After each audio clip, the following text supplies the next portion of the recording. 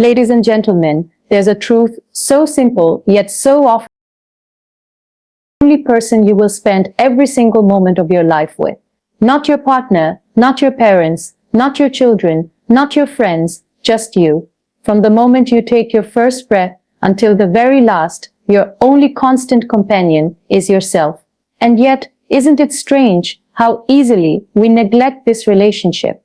We commit to jobs, to deadlines, to people, to society's expectations, but we forget to commit to ourselves. We bend over backward to keep others comfortable, to meet their standards, to not be too much or too little, and in doing so, we shrink. We lose the sound of our own voice beneath the noise of others. But let me ask you this, what would happen if you treated yourself like someone worth committing to? Someone deserving of time, care, love, and patience?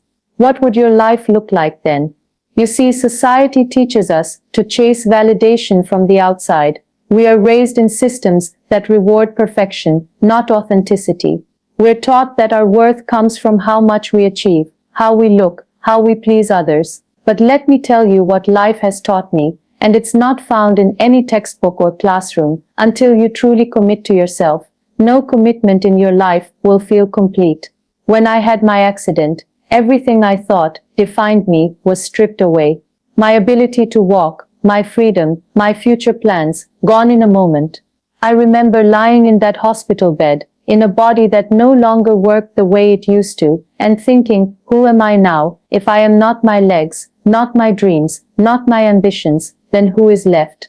And that's when the shift happened. I realized that I was still there, that beneath the pain, beneath the brokenness, there was a soul, a voice, crying out to be heard. I had ignored her for years. I had tried to silence her under layers of expectations and roles and responsibilities. But in that moment, all the noise faded, and I heard myself clearly for the first time. You are your longest commitment, not your career, not your title, not your image, you. And that means your well-being matters, your joy matters, your growth matters. It is not selfish to prioritize yourself. It is necessary. You cannot build a meaningful life on a foundation of self-abandonment. So I urge you today, commit to yourself like you would to someone you love deeply. Speak to yourself with kindness. Take care of your body, your mind, your dreams. Show up for yourself on the days when it's hardest, especially then. Because real commitment isn't about staying when it's easy, but staying when it's hard. Look into the mirror, not just at your face, but into your eyes, and ask yourself, am I honoring the person I'm becoming? Am I making choices that align with who I truly am? Let your life be a reflection of that commitment. Not perfection, but progress. Not performance, but presence. Not comparison, but compassion. Because in the end, the only relationship that truly determines the quality of your life is the one you have with yourself. Thank you. Keynote 2. Growth begins where comparison ends. Let me begin by asking you something simple but powerful. Have you ever looked at someone else's life and felt like yours isn't enough? Maybe it was a friend who got promoted before you, or someone on social media living a seemingly perfect life. You look at them, then look at yourself, and you begin to feel like you're falling behind. You're not alone. We've all done this, me too. But let me tell you something today, from the deepest part of my heart. Comparison is the enemy of progress. It is the silent killer of joy, confidence and self-worth, and most importantly, it blinds you to your own journey. You see, in school we're taught to compete. In society, we are conditioned to compare, from grades to looks, from job titles to followers. We are constantly measuring ourselves against others. But what they never teach us is that each one of us is running a completely different race, and in that truth lies your freedom. Let me share a small story. Years ago, after my accident, when I was bedridden and life seemed to pause, I remember scrolling through old photographs, pictures of the girl I once was, the girl who could walk, dance, and live a life that felt normal. And then, I began to compare the old me with the new me, compare myself with others, friends who were traveling, working, getting married, building careers. And do you know what that comparison did to me? It made me forget who I was. It made me blind to the courage it took just to survive. It made me forget the strength it takes to smile when your world has changed forever. But then one day, I realized something. The only person I should be comparing myself to is the person I was yesterday. That shift changed everything. Growth doesn't happen in the shadow of someone else's success. Growth happens when you acknowledge your own story, when you appreciate how far you've come, and when you understand that your journey is your own unique masterpiece in the making. So if you're a student comparing your grades to your classmates, pause, ask yourself, am I doing better than I did last semester? If you're an artist, comparing your early work to someone else's brilliance, stop. Instead ask, did I improve since last year? Did I express myself more honestly? You have to realize, you don't need to be better than others. You need to be better than you were yesterday. The flower does not compete with the one next to it. It just blooms. It's time we start blooming in our own time, on our own terms. There is something uniquely powerful about you. Your story, your pain, your struggles, your growth. No one has walked in your shoes. No one knows the battles you've fought in silence. That alone makes your progress sacred. Focus on your journey. Nourish your growth. Celebrate your small wins. Because growth doesn't scream, it whispers in the quiet victories. The morning you get out of bed, even when your heart feels heavy.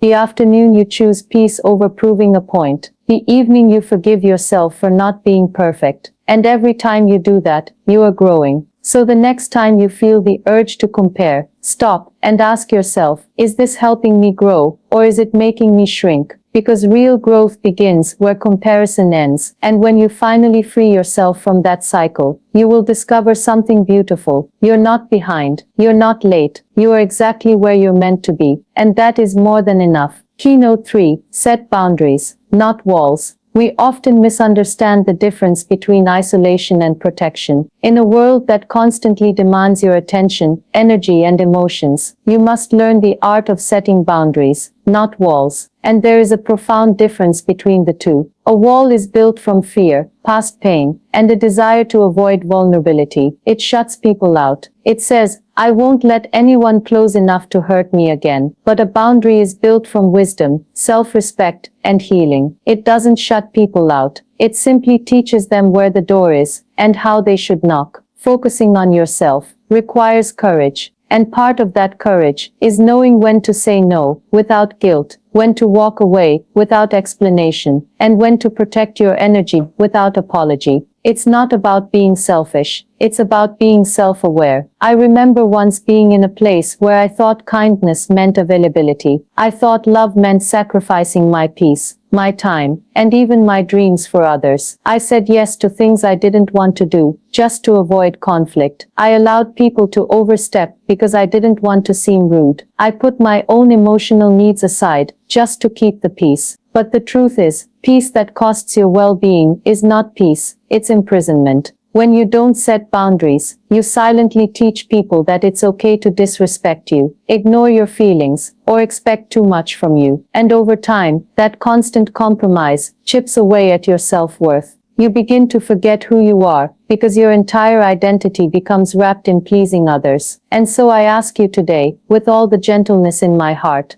where in your life are you building walls when you need to be setting boundaries? Walls may keep people out, but they also trap you inside. You end up alone, disconnected, and misunderstood. Boundaries, on the other hand, create clarity. They are a roadmap to how you want to be treated. They allow you to love and be loved, but in a way that honors your values. Think of a garden. You don't build a concrete bunker around it. You put up a fence. Why? Not to stop the sunlight, not to block the air, but to keep the harmful elements out, while still allowing the garden to grow and thrive. You are that garden, and your boundaries are not a rejection of others. They are a declaration of self-love. They say, I matter, my feelings matter, my time matters, my energy matters. And let me be clear, setting boundaries is not always easy. Some people will resist. They will accuse you of changing. And they're right, you are changing. You are choosing to stop abandoning yourself. You are choosing to prioritize your mental, emotional, and spiritual health. That's growth, that's healing, and that's beautiful. When you focus on yourself, you must learn to let go of the need to be understood by everyone. Not everyone will understand your boundaries, and that's okay. The people who truly love you will respect them, and those who don't were only benefiting from your lack of them. So don't be afraid to disappoint others. If it means being true to yourself, remember you teach people how to treat you by what you allow, what you stop, and what you reinforce. Choose boundaries, not walls. Because the goal is not to push the world away, but to let the right parts of the world in. Keynote 4. Invest in your inner world. There's a saying that goes, you can decorate the outside all you want, but if the foundation is cracked, the whole house is at risk. That foundation, my friends, is your inner world, your mind, your heart, your soul. It is the part of you that no one else sees, but it is the very part that guides every decision, every emotion, every reaction. Growing up, we are taught to invest in our careers, our relationships, our appearances. We are taught to build resumes, not resilience, to earn degrees, but not emotional intelligence, to chase status, but not silence. We work hard to look successful on the outside, even when we are falling apart on the inside. But here's the truth, that life in its rawest form will eventually teach you if your inner world is in chaos. No amount of external success will bring you peace. When I say invest in your inner world, I'm not asking you to become selfish. I'm asking you to become whole. Think of your mind as a garden. What are you planting every day? Are you watering it with self-doubt, fear and insecurity? Or are you nurturing it with love, gratitude, and learning? Take time to understand your thoughts. Ask yourself, why do I think the way I do? Why do certain situations trigger me? That's not overthinking. That's self-awareness. And self-awareness is the beginning of healing. When I was lying on that hospital bed, after the accident that changed my entire life, I was broken, not just physically, but emotionally and mentally. The world expected me to be brave and strong, but inside I was drowning. And no medicine could heal that kind of pain. No surgery could stitch back a shattered soul. That healing began only when I turned inward, when I stopped trying to be who the world wanted me to be, and started reconnecting with who I truly was. I began writing, not for anyone else, but for myself. I began reading books that spoke to the soul, not just the mind. I sat in silence, not because I wanted to, but because I needed to hear my own voice. After years of